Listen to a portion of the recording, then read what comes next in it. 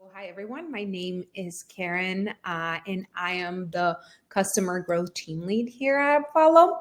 I am really, really happy to be here and just really delighted to speak to all of you. And really, the topic for today is all about how to achieve app success through customer feedback and support channels. And so this webinar and really this discussion was brought to you by Zendesk in collaboration with our mutual client, the Match Group. And so we work together to bring you this conversation. And so I'm joined by Ryan Cow. He is the Senior Software Engineering Manager at the Match Group. In case you're not familiar with the Match Group, they own Tinder, Match.com, Plenty of Fish, along with other other dating apps. Just to give you an idea of the reach, they have about 59 million monthly active users, so they're big, especially in the dating world. And so we're in terms of us here today. As far as our agenda, we'll really be discussing the current landscape of the app market, how the Match Group works with customer feedback, working with automation, both how the Match Group works with automation, what we recommend. We'll be diving into the future of customer success, and then we will leave some time for some Q&A at the end. Perfect. And so in terms of where we are in the app market, so because we all have smartphones, and since the invention of the smartphone, we each have on average about 80 applications installed. And so that's quite a lot. And so it just really lends itself for a very competitive market, whereas many apps are trying to kind of capture your attention. We're competing for the same users. Really, on average, people spend about 3 hours and 15 minutes on their phone, which is a really big chunk of time. And then on average, most individuals check their phones 58 times a day. And really, when we look at the data as to what applications are the most popular, lifestyle is lifestyle is in the top 5 most popular categories, with dating apps really occupying a very large, I would say, rank within those top categories. And you may or may not know, but 49% of US adults ages between 18 and 29 use an online dating app. And so it is definitely a saturated market. And not only that, but not only do we have to compete for people's attention, but oftentimes companies also are inundated with different feedback channels. And so that's just where the landscape is today, where we are today, where we are overloaded with information, not only from the end user perspective, but also from the feedback channel management perspective. And so that's where kind of Zendesk comes into the picture. They developed this study where they interviewed several CX leaders across different industries, and 88% of CX leaders believe that AI is changing everything about CX, the way that we do business as usual. And about 70% of CX leaders really believe that just in a short period of time, 3 years, the traditional CX structure, as we know it, will be dead. And so it will give away to radically different industry dynamics. So that's just where we are today. And so I'm really curious to hear from you, Ryan, just really on the topic of CX teams specifically. How does the Match Group, how does your support team work with end user feedback? Yeah, first, let me thank you for the introduction, Karen. I am a part of a large organization, to say the least, right? And it's once you think of Match, you probably think about like Match.com. But again, we have all these dating apps underneath our umbrella, right? So it's about like 20 plus apps. So within those 20 plus apps, we are on, iOS and Google Play Store. We're cultivating reviews on a daily basis, right? So it's a lot of reviews that our team has to go through.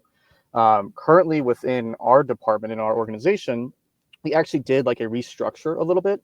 Before, it was primarily care managing these reviews coming in. And since then, we've been kind of doing a push to say like, hey, we should get marketing involved, because care and marketing kind of hold a similar value now, right? And we here in our department believe that care is a form of marketing, because if you have good responses, good care, it builds on brand awareness, right? So within our reviews, we are now cultivating all these reviews, capturing these reviews using automation, AI at the same time. And we're building this process of essentially meeting with marketing on right now we're doing a monthly basis to deliver these, feedback that they have, right? And for more kind of on the spot reviews, we primarily monitor bugs, because again, with any app, there's bugs, right? So we're no different. We have tons of bugs. There's bugs in, newer apps that we have. And that's kind of what we're focused on as a care department, because that's something we need to act now, because it can impact, end user experience, right? And how we tend to focus on these things is essentially, if we have a newer app, like we just spun up a new dating app for, the Asian community. And it's not just a dating app, it's also a social app. With that newer model, we're seeing, more feedback come in on that app, because it's this app has like a social functionality now. So it's kind of a newer realm that we're delving into, right? So we're monitoring that, heavily. And AppFollow lets us use that, the reporting tool to see like, okay, which, tags are we being tagged by to monitor these certain reviews? Which one are coming in as bugs, which ones are coming in as feedback? And through that, we kind of compile a list and deliver it to the marketing team. And from there, the marketing team creates campaigns, and can even branch out to say like, hey, we're noticing a lot of, great feedback from this one sector in like New York, or we're noticing a good feedback from this social community in San Francisco, right? Let's spin up a community group, right? A community chat within that app to essentially give these people a space to talk about. That is so interesting. I love that how you're using end user feedback to like develop other features and also fix existing ones. So that's wonderful to hear, and just how you're leveraging AppFollow, of course. And so now that you mentioned a little bit about the structure of the team, previously the care team, now sort of, really working together with the marketing team. How do you actively send, let's say, feedback, or how do you share information across different teams, including like your product teams, to improve these applications? Yeah, so that's, again, it's an ongoing process, right? Because again, like people used to think of care being as kind of like, hey, you work with customers and you handle their inquiries and whatnot, and that's your job, right? That's your role. But as we kind of evolve, and as the business evolves with CX, we're kind of growing into more of like, how do we become partners with the end users? And that involves with becoming partners with other, parts of the business, where care is now kind of like, it affects, essentially can snowball every part of your business, right? Like we have direct touch with our end users. So currently right now we are developing a way with our marketing team and our product team and even our dev team to essentially hold these, right now it's monthly meetings, right? To determine like, hey, these are 2-star feedback reviews or 1-star feedback reviews. Here are the 4 to 5-star feedback reviews, right? And the dev team more so might care about, which one are tagged bugs, because that's something that they have to focus on now. So we're pulling these reports, compiling them into kind of like a deck, like a slide that we present to our stakeholders. And from there, they move on with that data and compile it and build campaigns, deploy bug fixes, improve the app. So it's definitely, we're more involved now than what we say like 5 years ago. Got it. Yeah, no, that's wonderful to hear. And just the fact that you even have a monthly meeting, and just how the structure is actively changing. I think that really speaks to the impact of feedback, and also how do you act on that feedback, right? And something that's really key, and I think it's always good to keep in mind is just our end users as our partners, as our kind of direct feedback loop. They're the ones actively using the application. They have a use case for it. So that's really valuable. Thank you so much for sharing that. And so in terms of so I wanted to kind of talk a little bit more about automation and exactly what you're using to kind of I would say to streamline this process. What is the match group actively doing? We have heard of AI, we have heard of automation quite a lot, so I'm curious to understand a little bit more how you're using these tools. Yeah, so AI, as we all know, is probably going to be, the new big player, right? It's going to affect every department, and that's no different with Match Group, right? We have been given kind of a goal to essentially how best we can utilize AI, and you can see it within every business now that AI is just becoming, the front and center. So we actually, since the start of 2024, we've became 100% automated within AppFollow, meaning we do not have agents that are answering reviews. It is strictly, we have engineered AppFollow within Zendesk to basically say like, hey, if you leave a 1 to 2 star review, right, we'll send out a response that says contact us here at this help center.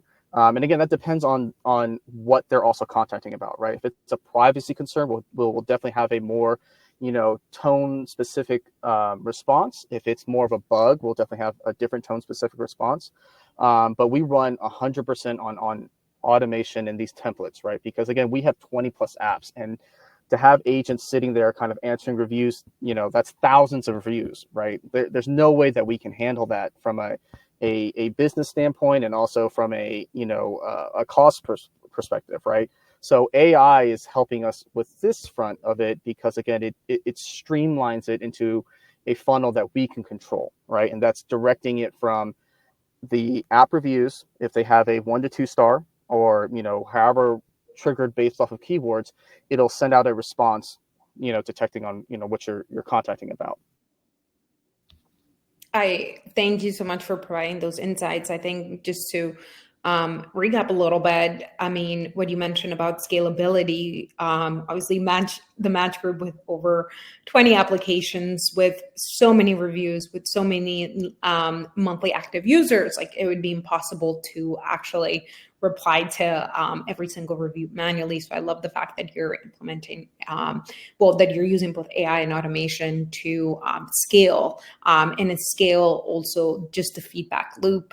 And so on the topic of AI, we're really big on it here at AppFollow. And so we are actually in the process, it's just a little sneak preview, but we are launching our ebook that talks about best practices, how to do it, when to do it, and how to test it. And so that will be coming soon, and we're very, very excited to share it with all of you once it becomes available.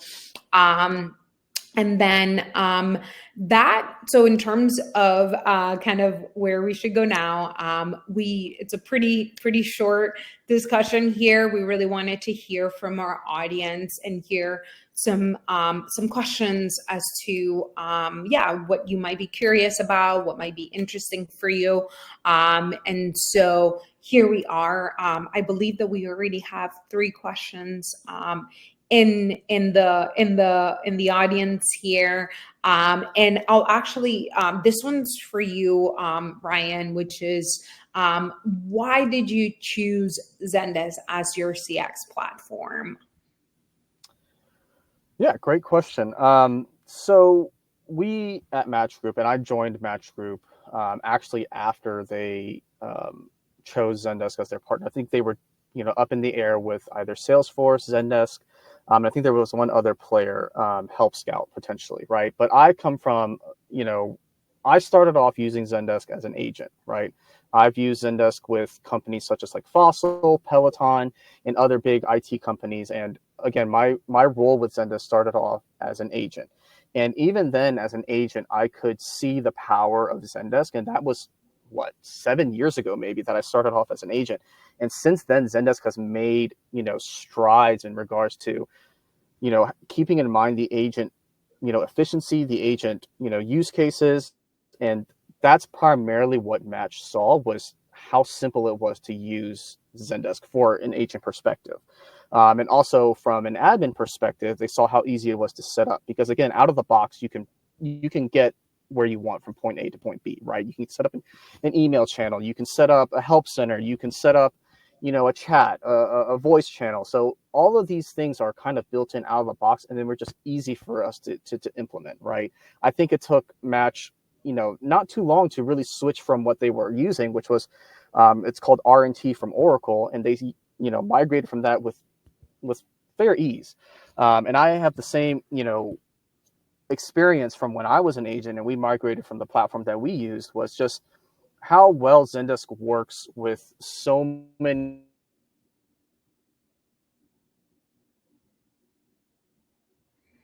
Fine. We're For losing you a CRM. little bit. Okay, we lost you there for a second. Oh, sorry. Am I clear now? Yeah, now you're good. You're good to go. Okay, perfect. Sorry, I'm in this phone booth and it's just, but yeah, like I said, Zendesk is essentially, their job is CRM, right? Their job is CRM, and they do it well.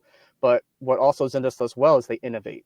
They do the simple things well, but they also innovate on top of that simple things, right? So it makes it so that you're not really stuck in one product. You're also innovating with them, and you have the ability to stay simple and to stay flexible. But at the same time, it's like with AI as well. Zendesk is growing with AI, and at the same time, when we utilize Zendesk AI with AppFollow AI, possibilities are endless, right? So that's essentially one of the main reasons why we chose Zendesk. It's just its simplicity, but they innovate.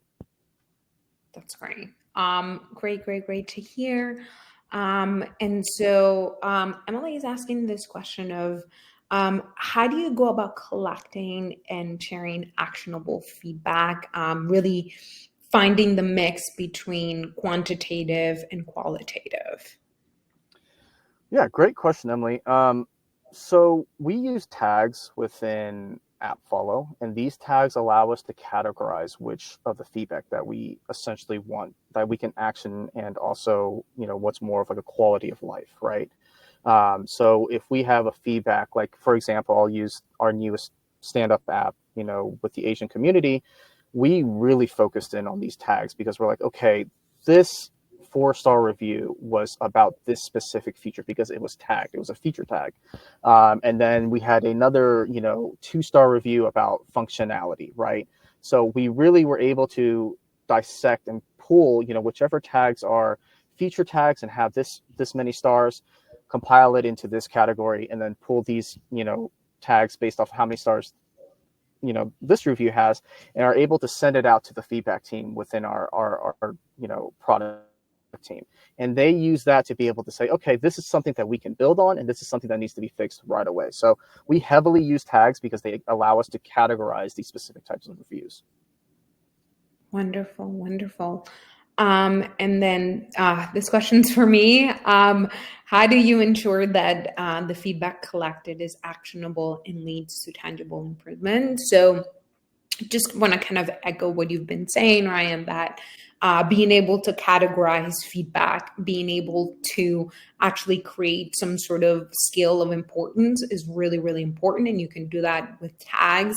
Also, in terms of sharing feedback, AppFollow does have an integration with Slack. So it really does allow you to share feedback with other teams. I believe that a lot of us are either Microsoft Teams or Slack. And so just being able to share that feedback internally, hey, we see an abnormal number of reviews that are tagged with, just to keep going with your example, functionality, and we see that bugs are a primary tag there, then, and then all of these insights are then sent to the product or engineering team so that then they can do something about it. So that's one way that I actually recommend to share feedback internally.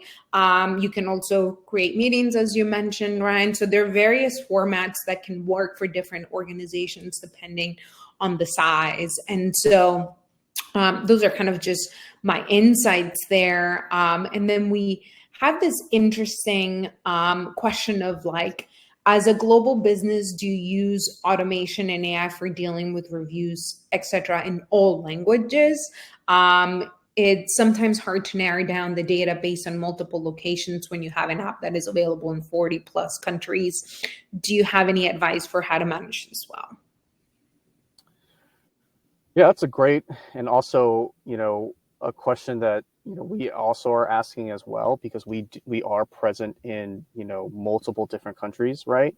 So we do use AI and automation for that front. And again, it's just like translating, is a cost in itself, right? So you have to be able to understand like, hey, you know, where does the cost lie for when we're translating these reviews, or do we have a team specific, that's within our Paris office, right? Because we have Meetic, which is a Europe app, right? So it's an ongoing discussion, but what we basically do right now from a care perspective is we grab all of these reviews and we send it out to the marketing team, and from there the marketing team has their like resources. And again, how I would best bucket this and how our team does it right now is essentially we pull based off of geolocation, right? So it's like, hey, if anything that we're seeing from like OkCupid, we're seeing a spike in Paris because all these negative reviews are coming in Paris, then we'll understand like, okay, we'll tag a team that we have in Paris who can speak French and can understand the sentiment that's going around in Paris, how that's formulating. But again, the first part of the battle is organization, right? Because you have to organize these into certain buckets to where your marketing team can digest this data or your product team can digest this data. And that's ultimately where we're at with this, right? We pull based off of geolocation, and if there's a spike, within, again, like a negative reviews within a country, that's when we start flagging it down and saying, like, hey, we need to tag these within our own organization, right? Whether that's creating a doc or creating a slide, or even going through something like Confluence, something that your marketing team has communication throughout. So like, hey, we're noticing a spike in Germany with our app, right? And that's something that we may be able to delve on. So it's an ongoing process for us. I don't have the best answer, but that's just my advice. Is it really starts with organizing your data to be able to send off to your marketing team, dev team, product team, so that they can digest it well, because they're ultimately the ones that are probably going to be acting on it. And again, from our perspective, we are just the front line. It's like, hey, we're seeing this trend here. Got it. Thank you for that answer. And then we just have a couple more questions. And one is regarding the future advancements in technology. What future advancements in technology do you think will most impact customer support and feedback management? I hate to be a repeating recorder, but it's probably going to be AI. I think Yeah. AI and automation is ultimately what's going to change the world of everything, like within business. But at the same time, you don't want to lose your touch with your end users, right? Because again, as AI advances, and it may advance to the point where you don't even know if you're talking with an AI, right? You don't even know if you're talking with a human or if you're talking with an automation. But at the same time, there has to be heart and soul behind what you do, right? How you build your workflows, how you build these AIs. For example, when we use Zendesk, right, and our AI is paired within Zendesk, we don't allow it to touch certain aspects of the business. Anything that's related to safety or privacy, we do not allow AI to touch, because that's a very sensitive issue that we want to be able to have a human touch and feel and compassion, right? And that's not to say AI can't develop those things. And I think if it ends up developing those things, then it's going to, change the whole landscape of things. But at the same time, where we are right now is, you know, move along with AI, but don't lose the sense that you have with your end users, right? Because your end users and your care department, you are the voice for the customer, right? As a care organization, you are the voice for your customer. And that's what businesses are now kind of valuing care departments, because like, oh, they are kind of like the front and center of being in the front lines with our end users, like they can tap into what's going on with them. They're the first to know what's going on with the end users. They're the first to know that your product is bad. They're the first to know that, something may have happened to them on this app, right? So move along with AI and see how it can benefit you. But at the same time, do not lose that communication with your end users, right? If you have to use AI because of cost perspectives, that you want to, cut down on costs and have AI answer this certain amount of requests, that's great, but have the human element behind that to digest that data to make your app better. Use AI just, as it is intended, to solve certain issues, but for these more complicated ones, or something that needs a helping hand, don't discount the human heart and compassion. Love that. Thank you so much for that advice. I think as AI continues to advance, as there's just more and more adoption, that's really going to become a core value. And then this kind of brings us to our last question today, which is, how can small app development teams compete with larger companies in terms of customer support and feedback management? So understanding that Match is such a large company with a lot of resources, how can a smaller company actually take advantage of some of these processes, or even compete for the same resources? Yeah, and this is going to be more along the lines of where we're going now as a care department, right? Because again, like I said, Match has 20 plus apps, right? And a lot of them are old. Like Match.com is, at least I think we are 20 plus years old, right? Tinder has been around for a long time, and we're now standing up these newer apps. They really determine like how we essentially interact with these end users, and how we talk with these users just based off of demographic, right?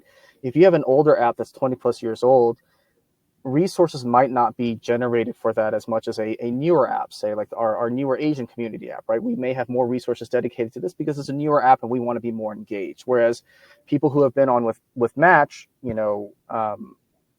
been on Match for a period of time. It's been a well-known app. It's been out there for 20 years. But again, our main thing is, if you found love and you're deleting the app, then we win, right? That's a good thing. So I would say for a smaller app company to kind of handle this is essentially learn your demographic. Learn your demographic. And as you're getting started out, don't be afraid to use care and your interactions with end users as your marketing tool. So many newer companies and newer apps that we see now are trying to push a lot, or we used to see have been trying to push a lot into marketing, right?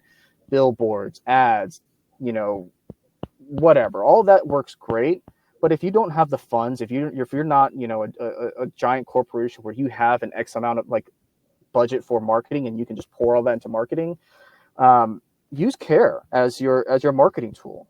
Because if people on the app see that you're responsive, and I'm not talking about, just 100% automation like we do. If you're responsive and in depth, and people know that you're talking with a human being and can collaborate back and forth, that drives brand sentiment high, because they know that, hey, I trust this brand, number one, and number two, they're engaging with me. I'm using this app like Karen mentioned in the statistics before. Pretty much everyone has a smartphone now, and pretty much everyone has 50 plus apps on their phone. And with today's society, like, with teenagers and kind of the younger societies, they have a very like, hey, I want answers now mentality, right? Which is why we see a lot of apps such as like Tinder with swiping. It's that now mentality. I can swipe left or I can swipe right. We're seeing a lot of that mentality of like, hey, we kind of want an answer now, or we want this to be resolved now. So my advice for a smaller company or smaller app company kind of coming up is, don't be afraid to use care as your marketing tool. If you have dev resources to be able to respond to, a review, then that builds trust with the community. And then and what's crazy now is even AI now can formulate, if you have someone that's not really great at talking with someone, like a dev who's not really great with talking to someone, Zendesk, for example, has the ability to formulate an answer to make it more tone specific. That's something that's key, that's critical, right? Because again, if a dev comes across as like, upfront and strong with the person, that's not going to help either, right? So generally, what I'm just having our department do really right now is don't be afraid to use care as a marketing tool. If we can get our name out there and say, hey, Sally from this app had a great experience, and they write in, that gets highlighted here. We are now highlighting these experiences at Match because it's used as a marketing tool, right? So that's my big advice. I've been in care for X amount of time, for 7 years, and I've also been on the IT side of things, and I've seen countless times again where companies don't utilize care in a proper way. It's literally, they are the voice of the customer, right? So utilize that asset. Love that advice, especially because we're really centering support and customer experience on this discussion. And this is the last question, and I'll address it. So, is how can customer support teams use data from feedback management tools to improve their services? I would say that here it really comes down to collaboration. Most of the time, it would be great if all of the reviews really center around 4 to 5 stars, and that they were all positive. But most of the time they're coming in and they're on the negative side, really addressing these 1 to 2 reviews and like understanding patterns. So again, this is where tagging is really key. This is where AI responses, automating these responses really comes in, where you can go ahead and address these issues right away, especially as you mentioned, Ryan, this sort of newer generation, this sort of mindset of like instant messaging, instant replies, and so forth. So really addressing that end user, replying to their concern is really, really key. I would recommend as a next step is really understanding the data where this is all coming from. Is it a pattern or is this a one-off? And then sharing it internally with the teams that can actually do something about that feature, about that bug. And so I would always recommend addressing those negative feedback loops first, and then really moving up the chain to the more positive feedback, as more and more people sort of tend to gravitate towards negative feedback than positive ones. At least I do that. I always look at an app when I'm downloading. Okay, what is the main complaint here, and then is it worth my phone space, right? So that's just my recommendation. Well, Ryan, I really want to thank you so much for joining me today and for answering all these wonderful questions and really adding to the conversation of support teams, feedback loops, and then also AI and automation. Yeah, no, thank you for having me. Of course. Well, have a wonderful day. Thank you to our audience. Thank you so much for joining us today, and have a wonderful rest of your day or evening wherever you are.